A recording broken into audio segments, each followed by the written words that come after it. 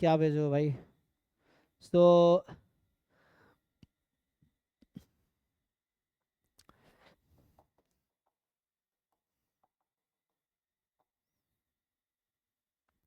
ये तो ग्रुप में कोई भेज देगा सोल्यूशन में, क्या दिक्कत है, ये तो सिंपल है ना।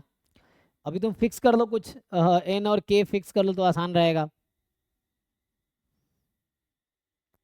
इसमें क्या पूछना है, u1 u2 un with n earns that contain UK, that UK contains के व्हाइट एंड के स्क्वायर। ट्राई किए हो वैसे, काम करो देखो, ऐसे क्वेश्चन जब जनरल क्वेश्चन ना हो ना तो इनिशियली थोड़ा सा, मान लो n को अभी 3 फिक्स कर लो अभी के लिए, k को तुम अभी के लिए मान लो 2 रख लो।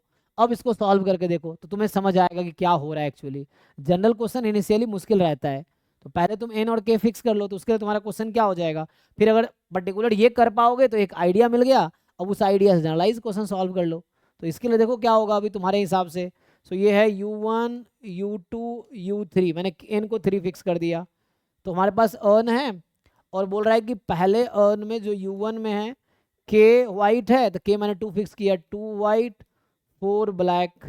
दूसरे वाले में, अच्छा ये सॉरी के है ना, यहाँ तो k1 है ना, यूके है ना, यूके यूके में के है, तो इसने बोला जो कौन अर्न तुम्हारा यूके है उसमें के वाइट है, के स्क्वायर ब्लैक है, पुट करो इसमें। तो u1 में k1 है तो 1 वाइट 1 ब्लैक, इसमें u2 में 2 वाइट 4 ब्लैक, u3 में 3 वाइट 9 ब्लैक। अब करो जो करना है, कर पाओगे, आगे सॉल्व करके देखो। इसमें 3 वाइट, अब पूछ क्या रहा है ये कि consider random experiment of selecting an urn and drawing a ball out of it at random if the probability of selecting uk is proportional to k plus 1।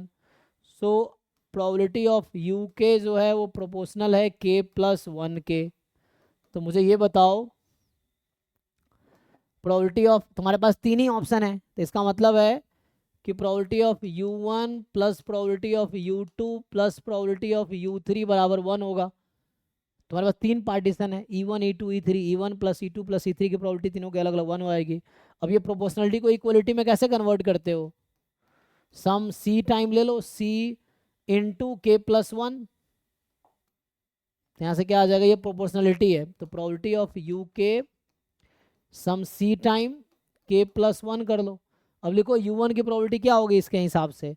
So u1 की, ये uk की प्रोबेबिलिटी है c time के plus 1, तो c into 2 c into 3 c into 4 बराबर 1। तो यहाँ से क्या आ गया, 4 3 7 2 9, 9c बराबर 1, तो c बराबर 1/9 आ गया, तो यहाँ से आ गया तुम्हारा। सो प्रोबेबिलिटी ऑफ यू के आ गया, c की वैल्यू आ गई 1/9, तो ये आ गया k प्लस 1/9। तो कहने का मतलब ये है कि प्रोबेबिलिटी ऑफ u1 आ गया 2/9, प्रोबेबिलिटी ऑफ u2 आ गया 3/9, प्रोबेबिलिटी ऑफ u3 आ गया 4/9। ठीक है, ये तुम्हारा आ गया प्रोबेबिलिटी, यही था। अब सेम चीज़ n के लिए कर लो, तो अभी के लिए तो हमने 3 के लिए किया, अब यही चीज़ आप n के लिए कर लेंगे, है ना। So same thing you do. अब यहाँ से आगे आगे बेस थ्योरम शायद लगाना है, बेस थ्योरम टोटल प्रोबेबिलिटी हो जाएगा, करके देखिए आगे, नहीं तो फिर पूछिए। ओके जी, हो गया सबका खत्म। चलो फिर आज के लिए यही रखते हैं, थैंक यू, यहीं तक।